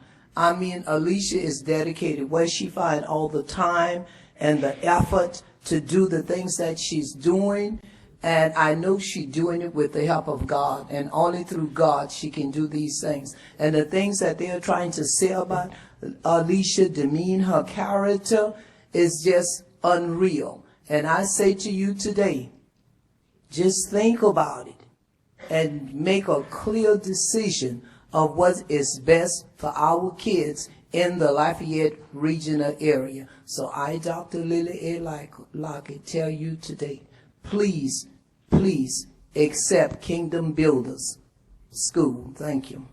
Thank you for your comments. Yes, ma'am. I thank you for another opportunity. I've been out here observing. Your name, please. The mic is not on. Your mic is on, yes, ma'am. Okay. I've been out here. Excuse me, would you give your name for the record? My name is Archbishop Diana Kohler. Thank you. I'm here again. This is my third time, and I've been observing the different schools that has come up and asked for consideration for charter schools. And out of all these that has come up and asked for consideration, not one time was there a question concerning the CEO. Not one time was there any question asked about their character or asked concerning anything about those individuals. However, I sit here and I listen and I observe, and I've seen that there are people in every area of life that sometimes that don't like charter schools, not just don't want to see it in the areas. But charter schools are doing well in certain areas. The kids are really getting a great education, and parents have made it, even though a lot of public schools, they feel that they don't need the charter school, but the parents of these kids have made that decision. It's very much needed because their kids are advancing and they're doing well. I support charter schools. I support what Ms. Clarkston is trying to accomplish. She has a goal. She has a vision. She sat there for over 3 years writing out that vision, trying to make it plain so that those of you that's here today at the panel would be clear as to what her intentions are. It's not about self-gain. It's not about trying to get into a community and say that we are here to take schools or students out of the public school, but her vision was clear, and that was to advance the kids that are falling through the cracks, that after their graduation, they are not able to get a job. Again, I'm asking this panel, this board, to consider her as being capable, because she is highly capable of running the charter school, and she is a great leader. she have made it clear that she is not a quitter, because if she would be, she wouldn't have stayed 3 years writing out her vision. And she would not still be here today, still trying to ask the same question. I'm persistent. I'm not going anywhere. I'm adamant about what I'm trying to accomplish. And again, she wouldn't have been here asking the same question. Please consider her charter school for the Lafayette Parish. Thank you. Thank you, Bishop. May I have Julia Manuel, Deontay Green? You'll pass? Okay. Thank you. Leslie Green? You'll pass? Okay. Leslie just passed. Yeah. Okay, Cassandra Kolar? And Reverend Felton J. Kolar? I think he already. Is this a junior or a senior? Junior's already been there. Is that right, Reverend? All right. Did you raise him right? Okay. And also Brian Lejeune, please. You're passing. Okay. Okay, my name is Cassandra Kolar. I attended the previous meeting. I was here as well. I would just like to point out that let's look at the results of the investigation that took place. 11 random people were contacted or gave their thoughts and concerns concerning Ms. Clarkson. And out of 11, 2 people notated some negative things that I'm aware of. I don't understand how the report could come out inconclusive or neither positive nor negative if only 2 out of 11 had something negative to say. I mean, that's ridiculous. We have over 500 supporters for this school, and also we've submitted several letters of intent to enroll children in the school. So the need is there. I would just like to say that I hope that you rule in favor of the school and that you look at the facts and not just what, I'm not going to say names, but what other people, how they personally feel towards Ms. Clarkson. Let's just look at facts. That's all I would like to say. Thank you for your comments. Sir? My name is Felton Kola, Senior. And what I want to say is that Alicia, she wants to get the charter school, but Alicia's been doing this way before she applied for the charter school. She's been in the neighborhood. She helped kids to graduate. She took kids and after school and help them study to get their grades up. You know, we in a age where crime is going up, and the kids are getting out of school and they ain't got nothing to do. They don't want to go. Some of them tired of school, but if you come out of school and you got a trade, you got a job that you could go to. And I'm looking at what they're proposing is that when these kids get out of school, they could go to a job. You know, public school is all right. And I went to the public school. I graduated from a public school. But if I had the chance to go to the school that she's proposing, I would go there in a heartbeat. Because when I got out of school, I went to Grambling College. We got out of Grambling College. We went to trade school. I was drafted in the Army. And when I came out of the Army, I went to work. But if I would have came out of school with a trade, I know I would have did much better in life. But you know, we talking about the nanny show, which shouldn't be important, because if Alicia was an abuser, she would have to be abused. And trust me, Alicia was not abused as being a child. She's a loving young lady, and she's trying to do something for the community. She's trying to help the kids, and the only way you can help the kids is you got to get out there and do something. You got so many people today they're sitting back there and doing a thing. This young lady trying to do something, and you mean to tell me that y'all gonna hinder us from trying. I said this. I came here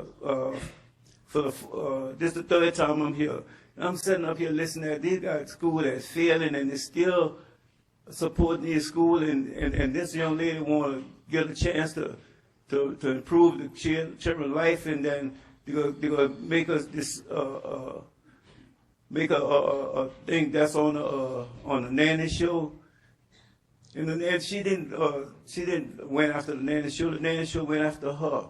And I tell you what, she done raised her kids. She got one kid but done graduated. She got another kid about to get graduated. And I tell you, these kids are well-mannered, and these kids are going to college. Got one that got a scholarship to play football. But I could say that this she didn't start this. It's been going on. She has wanted to make it legitimate that she could get a school where she could get a lot of kids that she could help. And that's my recommendation, that y'all pass the school and let her do what she want to do, because she has got one thing in mind, that's help kids. Thank you for your comments, sir, and thank you for your service as well. The next three are Mr. Donald Sanji, Mr. Don Aguilard, and Mr. Scott Richard. Well, I'll wave back. Thank you. I don't believe we have any more cards. I think we're at that point. Look, I'm going to split this item in half, because if you look at it, there's thirds, I guess you say. Right. I was going to make that one item. Can I do that? This has got three recommendations on it. The first recommendation is to receive a report. The second recommendation is to deny an application. And the third recommendation is to receive another report. What I would like to do is consider the items 1 and 3 together, receiving of the report, and then consider the application itself separately. So can I get a motion to that? Okay, Ms. Holloway makes a motion. Second. Do I have a second? Mr. Davis seconds. Okay, what is the pleasure of the board? Is there any objection to receiving the reports on 1 and 3? Being none, that is done. Now we're to the item 2. The recommendation is to deny the application. Is there any? I know Ms. Jada Lewis would like to speak. Yes, thank you, Mr. Chairman.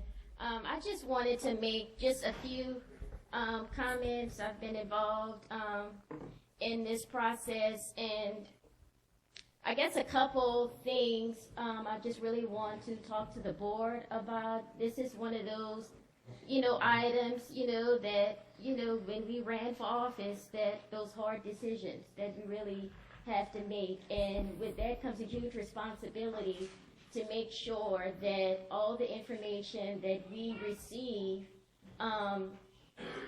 really speaks to our roles and responsibilities as, the Board of Elementary and Secondary Education, with approving, charters in Louisiana. And I just wanted to kind of speak to that whole role and responsibility, and also just kind of air some of my concerns and some of my comments that started, before, I came on board in December. I wasn't at the meeting with the former board, but in preparation for the January meeting, I viewed the December meeting online. Thank you for having that video available, just for background, to know what I was getting myself into for the January meeting. And so that meeting, first of all, was very alarming to me. I didn't really understand why the Super Nanny video was even germane to the topic of the charter application. It was a personal decision, not really, in the whole scope of the whole charter, application evaluation process.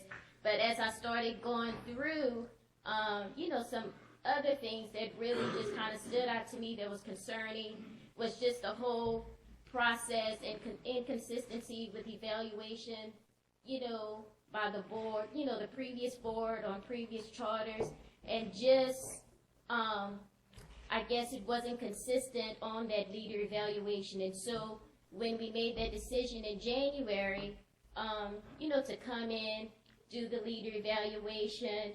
At first, I was really for it, then I thought about it. That was in that whole last wave of charter application that came in, last school year.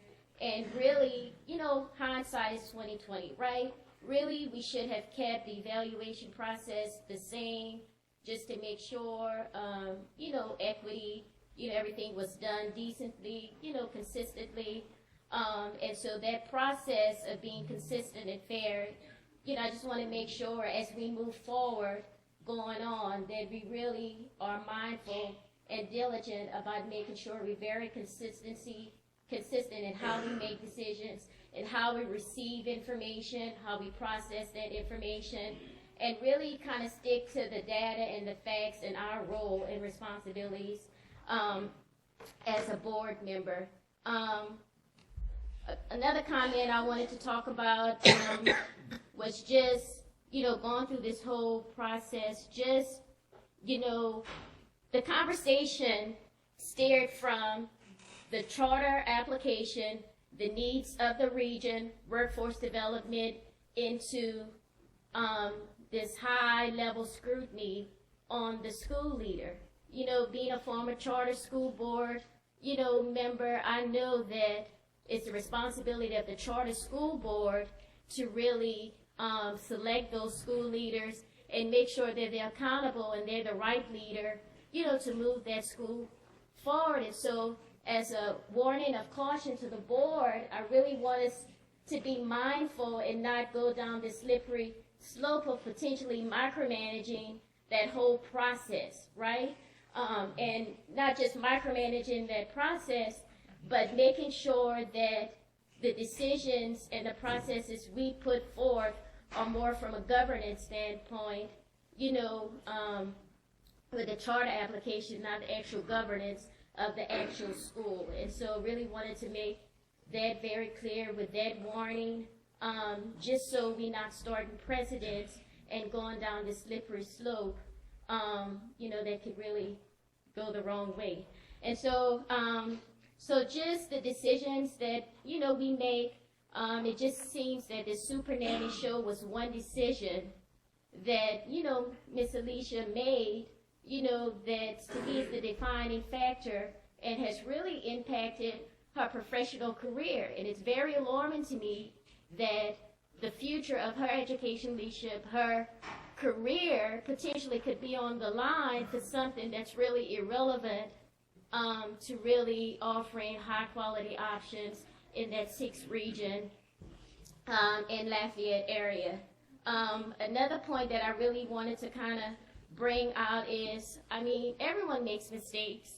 We just, prove in the Educator Effectiveness Committee to give, an educator, who had some issues when they were younger, they were rehabilitated, we gave them a chance, and why not offer that to that same level of opportunity to Miss Alicia Clarkston?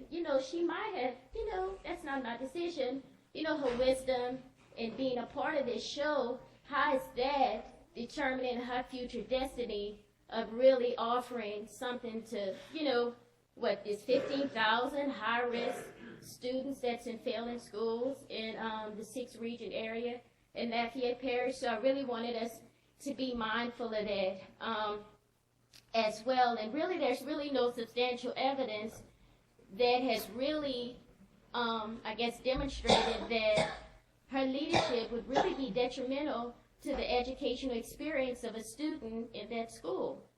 Nothing came up from the 10 interviews. 83% of them thought she was very professional, met the professional standards.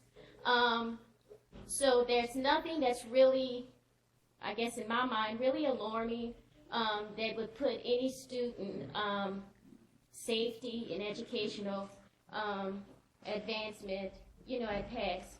And the second area that I really wanted to talk about that I really think should have been the focus of the conversation is really the need of the school. I've received the letters from Lafayette Parish School Board. I'm from Lafayette. I'm very involved. My parents keep me up to date with what's going on in that school system. they're building the new school in Youngsville. They're, involving more, CTEs in that, and, we acknowledge that, but there's still 15,000 kids that are in failing schools that need that particular opportunity. And this is a small regional school with 180 kids.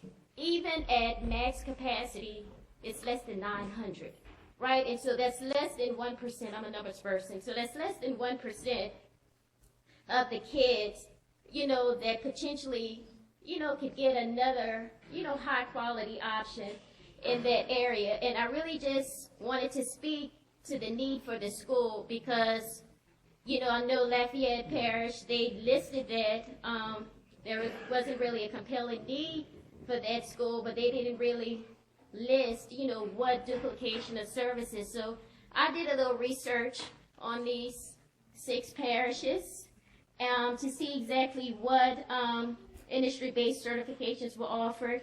And, I'm going to go through it right quick. So Lafayette Parish currently has 5 high schools that offer 11 or more industry-based certifications, but not all the schools offer. They only offer 1 industry-based certification aligned to the region's 2 high-wage, high-growth industries, right? So that's manufacturing and architecture and construction.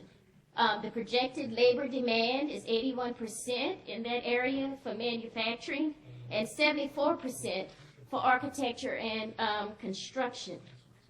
Vermilion Parish only offers 3 industry-based certifications in manufacturing and 3 industry-based certifications in architecture and construction. There are no charter schools and only 1 K-6 scholarship non-public school. So parents of these high school students really don't have, another option if their student, is one of the 700 that's in a C through F failing school. St. Martin Parish, same scenario, right? Only 2 of the high schools offer 2 industry-based certifications in manufacturing and 1 industry-based certification in architecture and construction, right? No charter schools, no scholarship non-public schools. So again, these parents in this parish, in St. Martin, have no options for their kids. St. Mary Parish School System only offers 4 industry-based certifications in manufacturing, 4 industry-based certifications in architecture and construction. There's only 1 charter K-8 school and 1 scholarship non-public school. Again, parents need options for these kids in these failing schools. St. Landry Parish offers 1 industry-based certification in manufacturing and 5 industry-based certifications in architecture and construction. There's only 1 charter school, no scholarship non-public schools. Again, no choice. Evangeline Parish School System, 1 industry-based certification in manufacturing and 2 industry-based certifications in architecture and construction. Iberia Parish School System offers 2 industry-based certifications in manufacturing, 4 industry-based certifications in architecture and construction. There are no charter schools, no scholarship public schools. These parents, again, have no options, right? And so what we see here as a board, it's our responsibility to make sure that they have options. And so this school is only opening with 190, so it would be potentially, an opportunity for less than 1% of these kids to really have that kind of opportunity. And as I said, it's a regional school, and so it really wouldn't have that much impact in each one of the districts. The most would be Lafayette for 76 students, all the way down to St. Landry. They're anticipating 2% of the 190 for 4 students. I don't know about the other, maybe Sandy can speak to this, but I haven't received any other communications from any of the other districts like Iberia, St. Mary, St. Landry, Vermilion on being for or against this charter school. I've only heard from Lafayette, so maybe you've heard something about it, but it's probably negligible because of the small numbers. So my final appeal to the board is, I just want facts. You know, facts for us to make the right decision and to make sure we have the right information before making a decision and not just expecting to get the right info that we need to make those decisions. I finally want to read this last part of our role and responsibilities from the revised statute, 17:3981.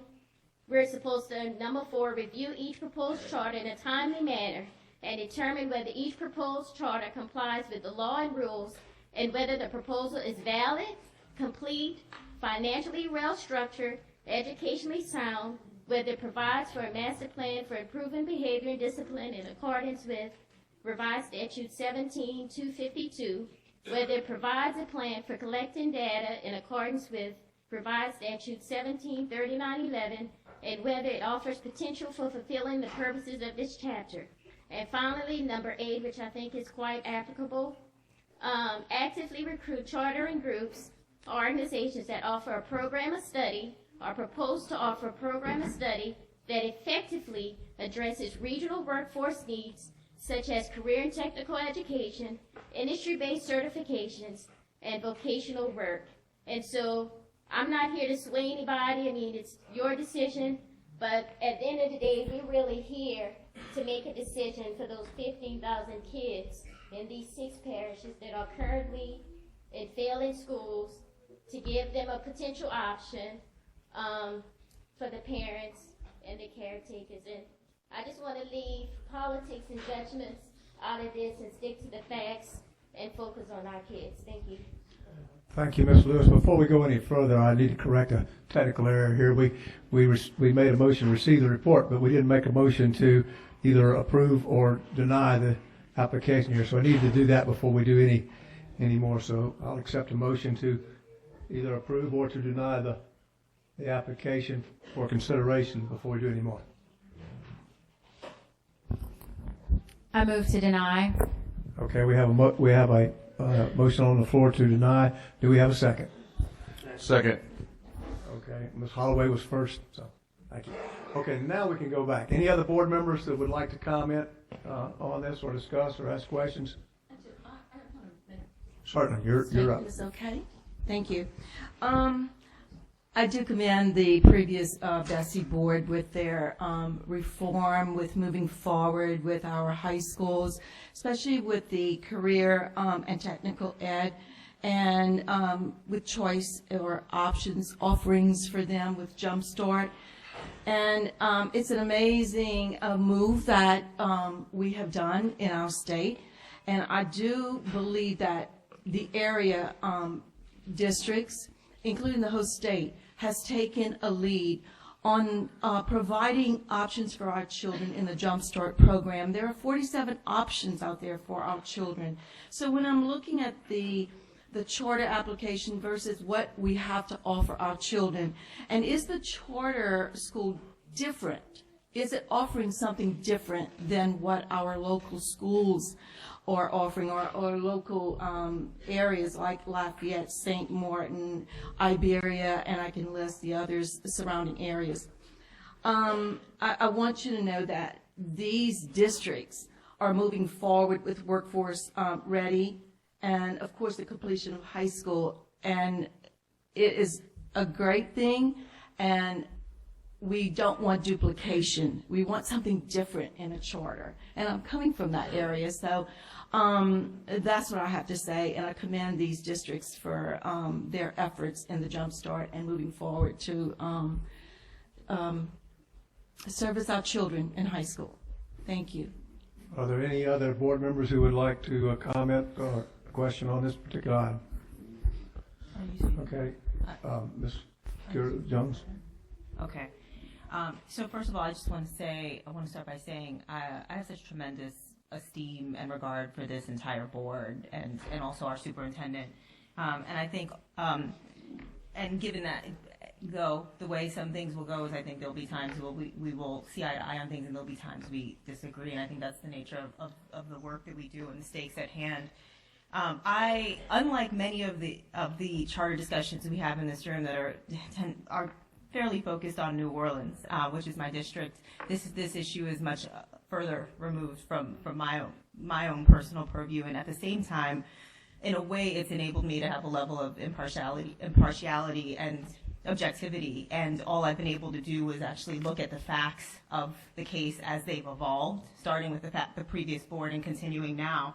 And I will say that I too have reservation and discomfort about the use of the video in any level of our judgment. I'm not a parent, so I want to preface by saying I tend to be very sensitive about judging the actions of other parents, given that I do not yet myself have my own children. But as an educator, and an educator for over 15 years, I look at the track record of this educator and actually think that ultimately it's a matter of judgment, right? And that's a part of our job. And certainly it's a part of our superintendent's job, and I appreciate the level of care and scrutiny that you, John, have put into this particular case. And at the same time, I am looking at the same evidence and yet coming to a different conclusion about the extent to which, given the body of evidence we have in front of them, this particular charter should not be granted. And so on this particular item, I'm unable to support the recommendation because I actually believe that given everything I have in front of me, with the exception of, again, a video that I have a hard time judging, I have a hard time making sense of, I believe that this is actually a charter, given my experiences with thinking about the track record and the amount of experience I've had over the last 5 years, considering charters, considering recommendations to approve, renew, revoke. I actually think this school meets the standard. So today I will not be supporting the department's recommendation. Thank you for your comments. Are there any other board members? Ms. Voce. I just, in looking at this whole thing, there's been really some moments of great discomfort for everyone involved, and some part of the process that I have not agreed with as we've gone forward. So I'm basing my decision not on a video and not primarily on that whatsoever. I believe, and I guess I believe in local control. I believe that if a school district is a successful school district, that the decision made to charter should stay with the local district as long as the needs of the students are met.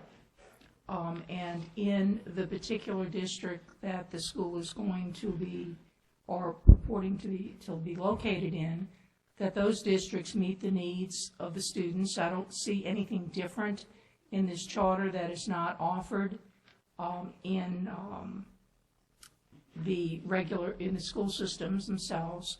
And I would look at it possibly a little differently if we were looking at a proposal for a charter to take over a failing school to address the needs of students maybe in those communities that were not being directly met. But that's not the case. That's not what the charter proposes to do. So having seen that it is purported to be located in a BESE school district where those services are already being offered to students, and I think that it would be somewhat of a duplication of services. I don't think it is anything different than what is presently being offered, and the proposal is not to address a failing school per se and directly address those children. Then I would be in favor of the motion to deny.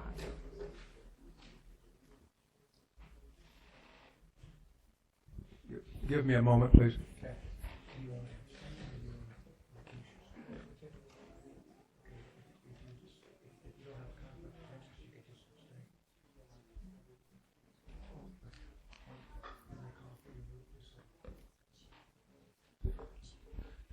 Are there any other board members who have comments they'd like to make on the issue?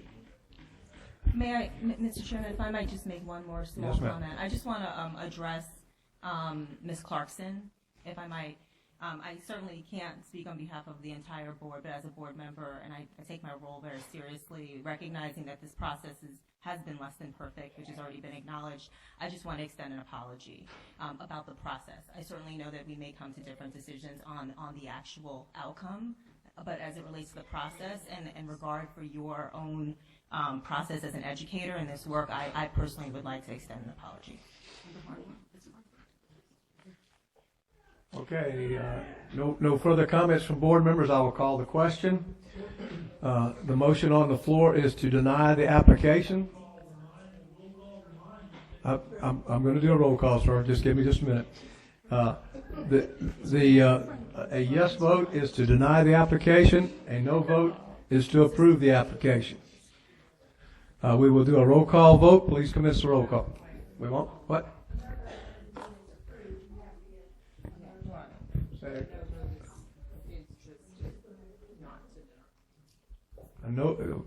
A yes vote is to deny. A no vote is to do what? Not to deny. Which means something else. okay, all right. You can see I'm a rookie at this. All right. A yes vote is to deny. We're all in agreement on that, right? Okay. And a no vote is to not deny. And then we'll go further from there, I guess. If that happens. All right. So could we have a roll call, please? Dr. Bofi. Yes. Dr. Bofi votes yes. Mr. Davis. Yes. Mr. Davis votes yes. Ms. Edmonston. I abstain.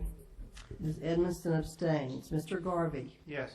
Mr. Garvey votes yes. Ms. Holloway. Yes. Ms. Holloway votes yes. Ms. Lewis. Ms. Lewis votes no. Ms. Orange Jones. No. Ms. Orange Jones votes no. Mr. Rock. Yes. Mr. Rock votes yes. Dr. Thomason. Yes. Dr. Thomason votes yes. Ms. Vaucher. Yes. Ms. Vaucher votes yes. Dr. Jones, do you wish to vote? No. All right.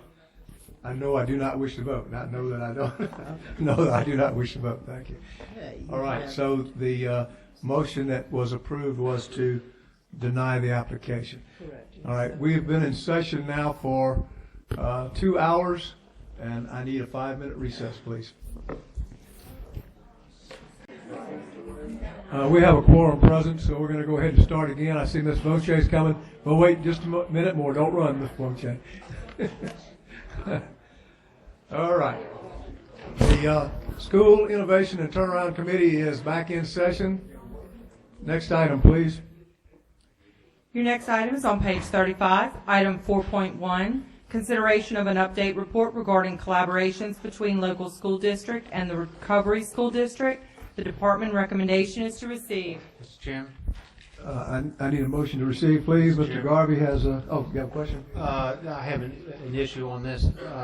Superintendent Dobard asked that we defer on this item at least until tomorrow, if not further. So I'd like to make a motion that we defer on this item until tomorrow. All right, do we have a second? I'll second. Ms. Emerson?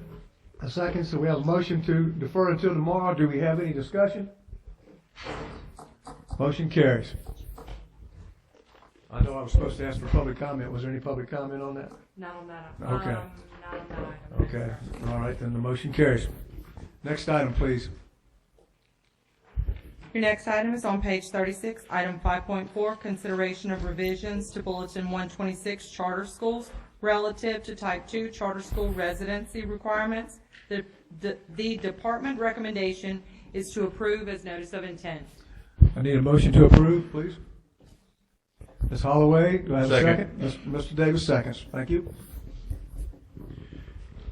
Members, this is a policy that results of many discussions with the Superintendent Association, the School Board Association, the Charter School Association, that in light of new data privacy policies and because there cannot be information about an individual student's residency, we don't believe, shared between a charter school LEA and a traditional public school LEA.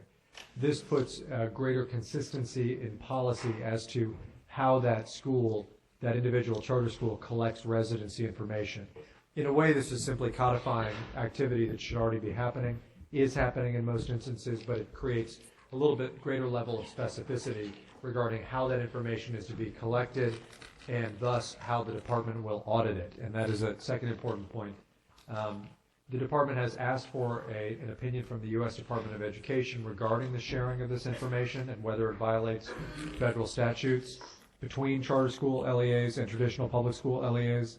And we look forward to receiving that opinion. In the meantime, this is a strong statement of the obligations of individual schools to verify the residency in an official sense of individual students. Thank you, Mr. Chairman. Any board member have a question or comment? If not, I'd like to ask Mr. White a question. Is this essentially the department's interpretation that it's a violation of FERPA to share that information between a charter and another school? It is a violation. It is a violation of state law to share personally identifiable information beyond, if you are an LEA, beyond the purposes that it is allowed for under the statutes. And FERPA defines personally identifiable information. Now we have state law that essentially creates a criminal penalty if you share that information. Those two policies overlapping one another create a circumstance that is certainly of suspect, I'll say that, when data are shared between a charter school and an LEA, another LEA, without there being some kind of a data sharing agreement. And to amplify that just a little bit more, is this ultimately the result of the request from local district superintendents for the information as to which charter school kids are in their district? Is that Yes. In other words, when budgeting, local superintendents have said, I see that the state contribution to my school system is down because of their ostensibly being students being educated somewhere else. I want an accounting of who those students are. And what we're saying is we cannot give you the exact names or addresses of those students like we have in the past. I do think there's a question as to whether that was ever legal to do. We certainly believe that now under the new laws it is not legal to do, although we are seeking an opinion from the U.S. Department of Education on that issue.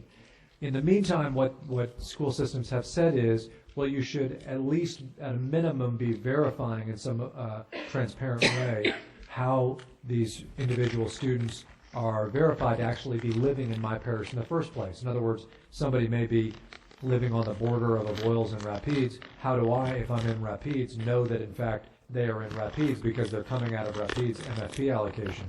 What we have committed to essentially here are two things. One, a more above board and clear process regarding how charter schools are to collect that information, and two, a commitment to making that this part of the state's auditing, that we will be auditing these records at the charter school level. I recognize that is not everything that our Superintendent Association and School Board Association have asked for, but it is the best way that we know how, given the constraints of the statutes, to validate the information. And one final question.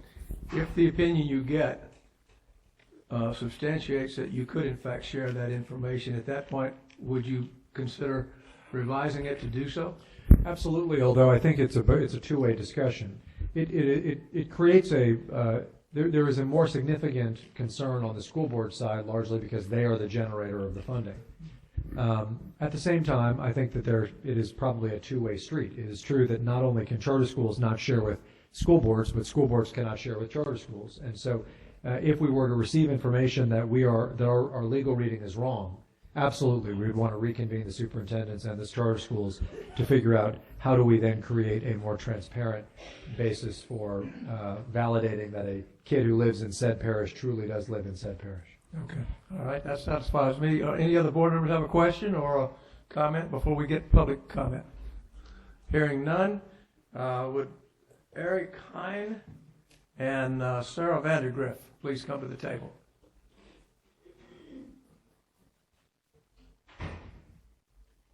Please state your name and who you represent.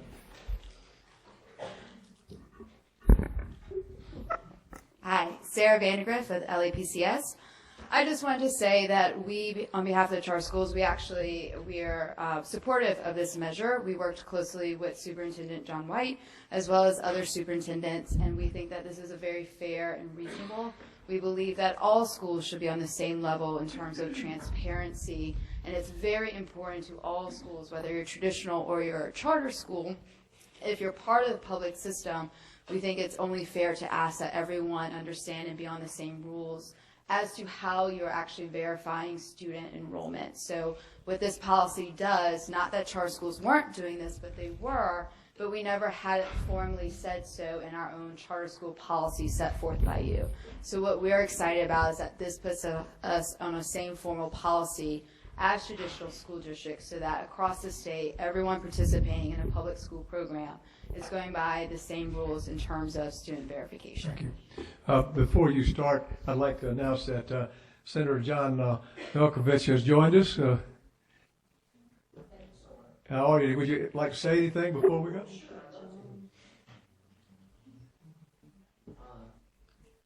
I just had a quick question or two, and I really appreciate you all giving the public an opportunity to ask questions and give their comments, because ultimately I think everyone in this room believes that the school system belongs to the people. And this is a question that I had, and perhaps I can address it to Mr. Davis. Mr. Davis, are you able, in summary form, to state the substantive changes that have been made to the prior Common Core aligned curriculum or to the new standards? Senator, I'm sorry, I have to, I've used privilege by allowing you to enter into there, but we can't, that's not an item that's on the agenda before this committee, so I'll give you a moment to speak whatever you want to say. Well, I'll simply say this. I think the people of Louisiana have a right to demand and see substantive proof that there has been a substantive departure from Common Core. And I'll only list a single exhibit because the people of Louisiana know what the Common Core experience has been, from grandparents to parents to students to teachers, administrators, principals, pastors that want Christian values in our schools. The people already know what the Common Core experience has been. But I think the significant exhibit, visual aid, in the argument that we need to depart from Common Core is the campaign literature of Mr. Davis, who shortly before his election said that he was going to, quote, scrap I would Common Core. Come back to the committee that's dealing with that issue. I've had enough controversy today on my particular one. I'd rather wait and let the guy that's doing that get the opportunity. And I appreciate that, but the people haven't necessarily. And well, I think yes, sir, but they will. We have another committee that deals with that. This particular committee doesn't deal with that. And I do appreciate you taking the time to come over, and I wanted to recognize well, and this will just be, I'll leave with this rhetorical question. If Common Core was not invalid, morally, spiritually, academically bankrupt, why would one of your members, shortly before the election, specifically state in his campaign literature that he intended to, quote, scrap Common Core? And that is Mr. Davis. And I would certainly ask that you give him an opportunity to answer that question. Thank you, sir, but it won't happen right now. I'll let that happen when it comes to the committee that has to deal with it. I've got to get back to the issue that's before the board right now, and this gentleman here has been waiting to speak. Well, I don't want to come in front of another citizen, but thank you so much for your hard work. Thank you, sir.